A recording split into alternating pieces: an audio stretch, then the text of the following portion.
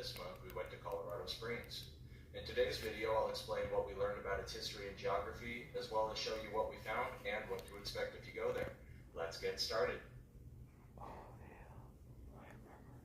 The history of Colorado Springs is what... Okay, so I really don't want to make this video, but I'm gonna have to at some point. So okay, I know that building there, the Antlers Hilton right there. I'm trying to remember where the courthouse was and the bus station, but yeah, is that Colorado Springs bus? Hard to tell. Yeah, I think that's that parking garage that had the transit there. Used to be a FedEx office downtown too. I don't know whatever happened to it. And the thrift store next to it. I'm gonna have to look that up on Google Maps. So there's Pikes Peak right there. See it? Cheyenne Mountain's over there. Fort Carson's over there. Nevada Avenue runs, I believe, right here. I think it's 119, I believe. Well documented. I'll try to keep it brief, but I found a lot of information. The area was initially inhabited by the Ute, Cheyenne, and Arapaho tribes, who often gathered at the Garden of the Gods near the base. Crazy how I can look at a bird's eye view like that and I can recognize things pretty quick. Yep. They have a place called the North Pole there. It's like a Christmas themed amusement park or something. It's pretty cool. There was a debate of ownership until 1800 when the land was officially signed over to France, who then sold it to America 3 years later as Louisiana. Zebulon Pike was the first American to explore the Colorado area in 1806. He followed the Arkansas River west, first seeing Pikes Peak near Los Animas. When they set up camp in the Pueblo area, he deviated from this path, following Fountain Creek north, hoping to summit the mountain he'd been seeing for days. Near modern-day Fountain, he left the creek and began his ascent, hiking up what he thought was Pikes Peak. Unfortunately, he was blinded by the hills and ended up on Mount Rosa instead. Having already embarked on an unplanned journey, he cut his losses and returned to camp. Though unsuccessful, it still counts as America's first recorded alpine summit. Pike and his team passed through the metro area one last time through Cripple Creek on their way to South Park nearly a month later. The mountains of the Front Range can be seen from a distance and were used as a travel reference between the Santa Fe and Oregon trails in the 1820s and 30s.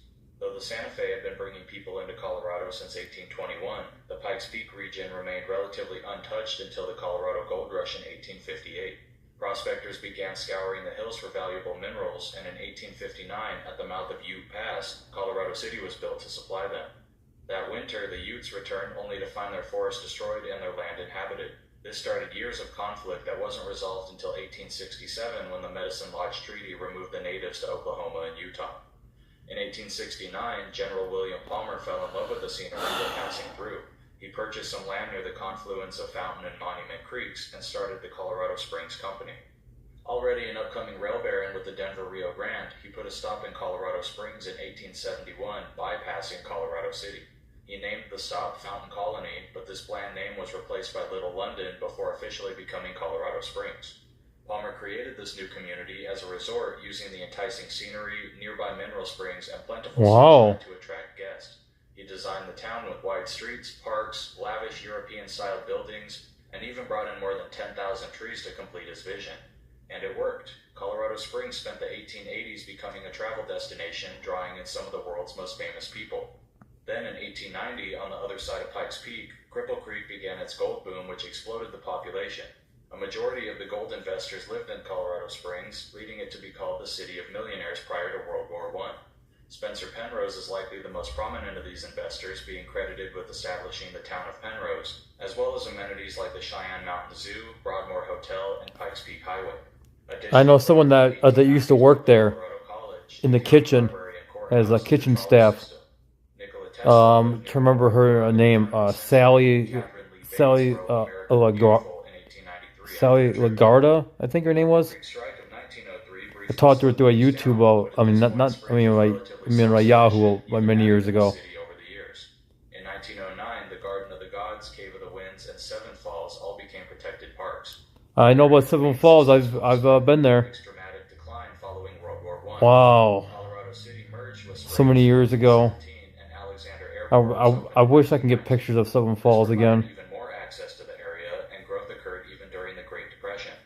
When America started to enter Entering World War II, Colorado's inland location was ideal for U.S. intelligence, and several government facilities began popping up across the state.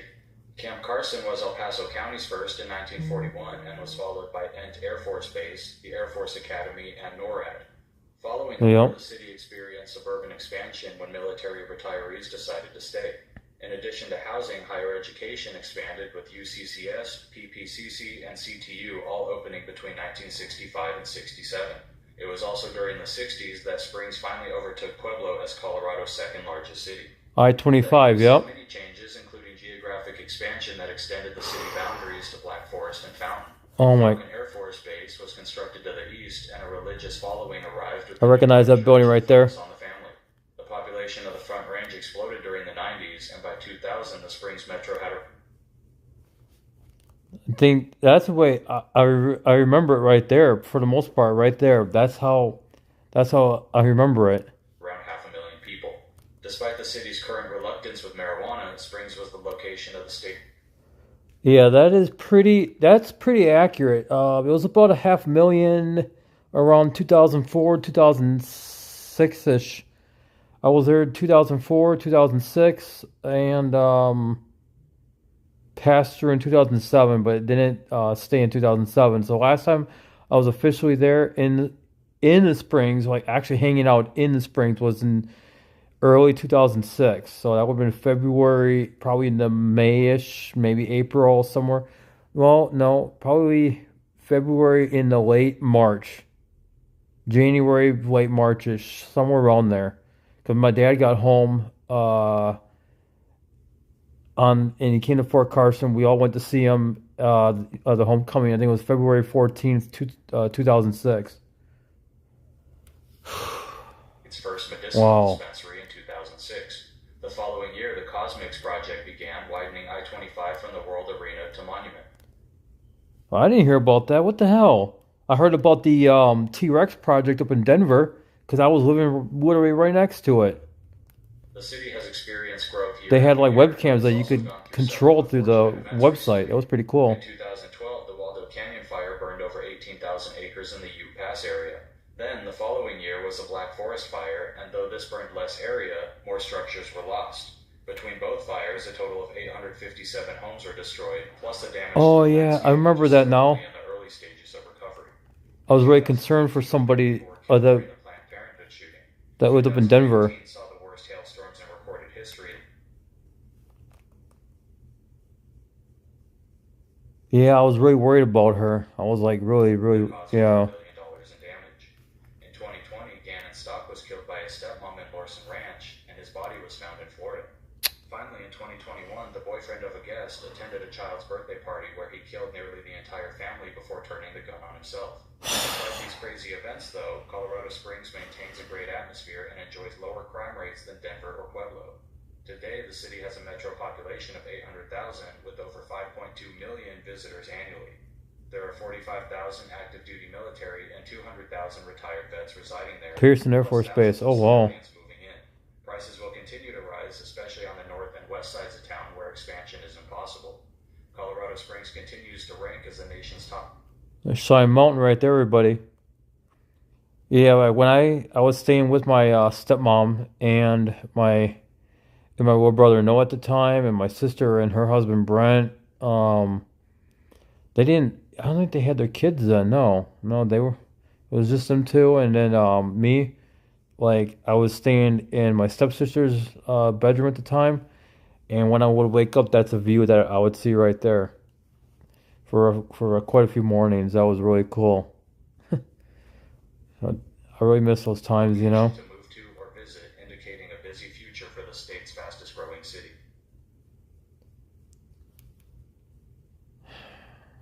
Colorado Springs is the largest city in area in the state and has the second largest population. It's at an official elevation of 6,035 feet, but varies Oh yeah, from 8,000 to 5,500. yeah. If you guys haven't been there like ever, and you go there, let's say you're in the Midwest and you start going there, your ears will pop. You'll feel kind of lightheaded, things like that. But you get used to it really quick. Like when I went there from Buffalo back to the Springs in around 2005, 2006-ish, It didn't bother me at all. Like I was pretty much acclimated, and it was years prior to being there. Like I think like 10 years prior, because I was there like 94, 95, somewhere around there. So yeah, I mean it didn't bother me. But if you're there and I mean if you've never been there, yeah, you'll definitely you definitely will feel it. I can tell you that right now. Depending on which side of town you're in. Situated 5 miles east of Ute Pass at the confluence of Fountain and Been Monument almost Creeks, Colorado Springs has well over lively 10 years, like elevation close to for the me now, city's most almost 20 years important now. places. Pikes Peak and the Front Range Mountains form the western edge of town, visible from 20, oh my God, it's been almost 20 fucking years. In just 3 more years, it's like what, 17 years since I've been there.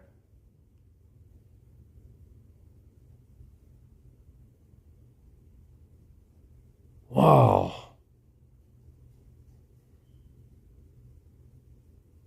That 17 years goes quick, everybody. Holy shit. And I remember all this shit from 17 years ago. every part of the metro. Wow. 5 runs north-south, getting you to Denver in only an hour, and even less metro to metro. Pueblo and US 50 are 35 minutes south. US 24 runs east-west, getting to Woodland Park in 30 minutes and Cripple Creek in an hour. Colorado 115 leaves southwest and reaches Penrose and Florence in 40 minutes, and Canyon City and the Royal Gorge in about an hour. Central Springs and most of the main roads are on a north-south grid that adjusts to the hilly landscape. Newer communities tend to deviate from this pattern. The Pikes Peak Highway and most of the area's natural wonders are accessed using US 24 in or just past Manitou Springs. Other highways in the area include Colorado 83, 94, 21, and the old US 85, 87. Despite all these arteries, the city still lacks efficient east-west corridors. Notable communities in the Springs Metro, clockwise from the north, are Monument, Black Forest, Falcon, Peyton, Security Widefield, Fountain, Manitou Springs, Woodland Park, and Cripple Creek. With the steep mountains to the west and the Palmer Divide to the north, the area gets lower temperatures and higher precipitation than anywhere else along the Front Range. Readings from the airport show an average of 18 inches annually with 57 inches of snow, but these numbers rise as you increase elevation. Summer experiences a monsoon season lasting from June to August that Oh, sometimes daily thunderstorms. yeah, you don't want to get me started on that shit. Holy cow. That weather there is fucking wild, everybody. That weather is wicked. I mean, some of them storms get really fucking bad. I mean, I'm telling you, it can get pretty bad. The steep face of the mountains can cause Especially the fucking snowstorms. Holy These cow. events are rare, but can be expected every few years. Daytime highs rise to the upper 80s and then drop into the 50s overnight. Yep. Recently, droughts and dry weather, Was it the street where the old Starbucks was? hailstones. These events are rare, but can be Where Carson get, yep. expected every few years. Daytime high. I wonder if that Central Perk is there. Like right there. That building right there, Central Perk maybe? Starbucks was right there? Maybe not? No, probably not. I don't think parking like that. I think parking's straight. Highs rise to the upper But still. 80s and then drop into the 50s overnight. Recently, droughts and dry weather have led to water restrictions and high fire danger. Spring and fall are generally comfortable with highs in the 60s and 70s. The leaves change mid-October, and I'd recommend taking a drive into the mountains if you're around for it. Winter stays tolerable thanks to the city's location in the Pinyon Juniper Zone, an ecological sweet spot for mild temperatures. A January day will likely see 40 degrees or more, then fall into the teens overnight. Snow falls much more often. Yeah, but I was homeless during the extreme cold in late January, early February of 2006. I only had a blanket, didn't have anything else, and I slept on a park bench, all curled up, freezing myself off really bad. I mean, it was extremely bad. Telling everybody, I mean, I'm glad I survived and didn't get hypothermia or frostbite or anything. But this was very close to the Colorado Springs Hospital. It's like a big hospital, and there was like a baseball field just not that far from there. I slept on a really skinny bench that was like steel too. That was not fun, everybody. I'm telling you right now. And luckily, McDonald's, just right down the street, had opened up like 5 or 6 o'clock in the morning, and I went in there and I got warm. It wasn't that warm in there, but it was a lot better than being outside. And then I went to the library, Penrose Library, and I went there and stayed for the day. And you can't sleep in there. The security will treat you like shit if you're homeless. Then you have Marion House just right down the road. It was an actual house back then. Now it's a big facility. Then you got Acacia Park, not that far from there. Yeah, there's a lot to do if you're homeless there. Salvation Army shelter was horrible. Always getting stuff stolen from there, you know? And also heavier on the north and west sides of town, but melts fast in direct sunlight throughout. Due to the city's incredible size, the weather can be quite different from one side to the other. Yep. We arrived in Colorado Springs after a fast 50-minute drive from Pueblo West, parking downtown on Vermillo near the U.S. Olympic Museum. As much as we generally try to avoid paying for parking, it was just more convenient to feed the meter, as it allowed us to buy 4 hours at a time. The museum we were in front of is fantastic and sits at the western edge of downtown between. Well, I never seen that. That's brand new then. There's plenty of space for events. Obviously. And welcoming. From here, I planned out a horseshoe around the major attractions. Immediately north of the museum is the old Colorado Springs train depot, which today is filled with shops and restaurants. It's directly across the street from the Antlers Hotel and Park, one of the city's most iconic buildings. I know, yeah. You'll find the trail to Monument Valley Park. We turned onto Bijou and then Tejon, which I'd say is the heart of the city. Yep. Historic buildings line the street with plenty of parking and things to do. We popped into Look at that old car. to use a bathroom and grab a bite, which was a couple dollars overpriced, but still delicious. The architecture. Where they pop into? Into Einstein Bagels to use Okay. bite, which was a couple dollars overpriced, but still delicious. The architecture of downtown Colorado Springs consists of old Victorians and newer brick buildings. Sucks that Starbucks is gone. Like downtown across the street from Central Park. Likely an effort to match with the city's natural landscape. Yeah, a lot of us would be sitting on those walls, our signs. Across the street, we saw several people going in and out of Blondie's. Even during the day, Springs was filled with an assortment of people, from families to businessmen to tourists like us. We crossed Pikes Peak Avenue, a very recognizable street with statues on most corners and a view of the Antlers Hotel. We had entered the main business district where the city's highest buildings can be found, as well as the Pioneers Museum, police station, and courthouse. We checked out the museum, which is free admission, and inside there was a few neat displays, including an original courtroom and a 150-year commemorative to the city's creation. From there we went north on Nevada Avenue, which is probably the busiest street downtown. Yep. It's wide and loud and filled with parking garages. Yep. It's not the best street to see as a visitor, and it's also where we saw the most homeless. But as we kept walking, It doesn't matter. to Acacia Park, things reappeared. Acacia Park itself is surrounded by small businesses and things to do, and would probably be the focal point for an out-of-towner. It had plenty of trees and nearby parking, plus a great view of Pikes Peak looking west down Bijou. We then went east to Weber, which we took south of Vermillo and back to the car. Oh, that's so cool. They still got the long lines there. Very little in the way of shops and Oh my God. mostly consistent. That's so cool to see that AT&T long lines tower. Just housing. We got back to the car and drank some water, then walked over the Park Union Bridge to America the Beautiful Park to let the kids play on the playground. The bridge is accessible from the Olympic Museum grounds and looks really cool with futuristic styling. It crosses several train tracks still in use today and has a spectacular view of the area, including the downtown skyline, Drake Power Plant, and Pikes Peak. The park itself is almost brand new and is huge, spanning several acres. A large grassy area is flanked by sculptures, and trees make up the edges. A pavilion with tables was next to that, followed by a large playground with different kinds of equipment.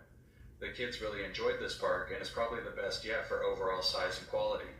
3 drawbacks: the trees are still young and short, so no shade. The location is far from housing, and dozens of people were living in their vehicles on the road next to it. So what? We were left alone and had fun. Plus, it's a closer walk than I think that power plant is still in use today? burning up the rest of our energy. That place was there since I was a kid. And made our way home. Holy cow. Colorado Springs is a city forged by nature. Its amazing landscape inspired its history, from the Sun Mountain Utes to the eager prospectors of the Victoria. Yeah, you could park in the middle there, apparently. It's a city of diversity where everyone can find something they enjoy. Having not properly walked the downtown area, I really want to drive back out there and also Denver and spend like a month out there at least. At least a month. Eat some delicious food while at it. But we must talk about the cons to get the full picture. In regards to only walking around downtown, it's incredibly small. Only a few blocks of Central Springs is worth walking by foot, and once you get past this, it's housing and commercial space not relevant to visitors. Most of the area's attractions are to the west, near Manitou Springs, which makes downtown highly local and slightly boring. Plus, whether living here or not, a vehicle is necessary, and heads up, getting around town is confusing with no good east-west roads. Everything is also far apart from each other. Taking these opinions and Well, experiences it into is what it account, is. here's where we've ranked Colorado Springs so far. I got around on foot just fine. You know, I used to live in Denver. I lived in Wahunta. With us and that you join us next month Oh my when we visit God. Colorado's third largest city, Denver's largest suburb, and my own hometown. We'll see you next time in Aurora.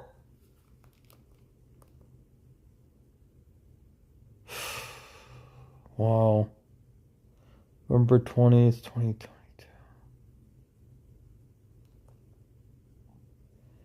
Yeah, I've been all over Denver too. Wow, I used to remember the bus routes like the back of my hand. I remembered what street was what. I mean, sucks that I can't remember a lot of it. I mean, it's just because I've been here for so long, you know, and I've been busy with other things, and you kind of forget.